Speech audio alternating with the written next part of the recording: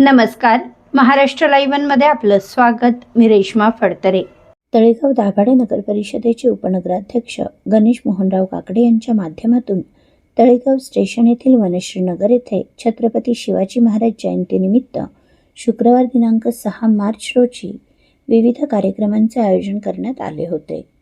जाणता राजा प्रतिष्ठानच्या वतीने सकाळी 10 वाजता शिवमूर्ती स्थापना व पूजन, सायंकाळी 4:30 वाजता पोवाडा व शिवप्रश्न मंजुषा कार्यक्रम, 5 ते 7 वाजेपर्यंत छत्रपती शिवाजी महाराजांवर आधारित लहान मुलांचा विविध गुणदर्शनाचा कार्यक्रम, 7 ते 8 शिवव्याख्याता कीर्ती भोसले यांचे शिवव्याख्यान, 8 ते 8:30 या वेळेत इंद्रायणी स्पोर्ट्स अकॅडमीच्या विद्यार्थ्यांतर्फे मल्लखांबाची प्रात्यक्षिके, 8:30 वाजता मान्यवरांच्या हस्ते आरती व त्यानंतर महाप्रसाद अशा भरघोस कार्यक्रमाचे आयोजन करण्यात आले होते. या कार्यक्रमाला परिसरातील शेकडो नागरिकांनी उत्स्फूर्त प्रतिसाद दिला.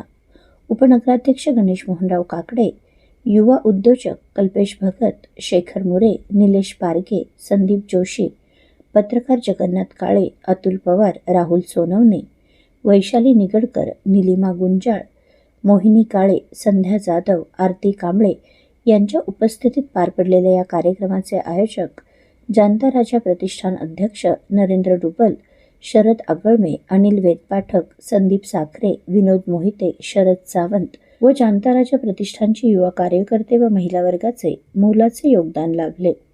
याप्रसंगी बोलताना गणेश मोहनराव काकडे यांनी महाराजांचा अभ्यासपूर्ण इतिहास सांगितला.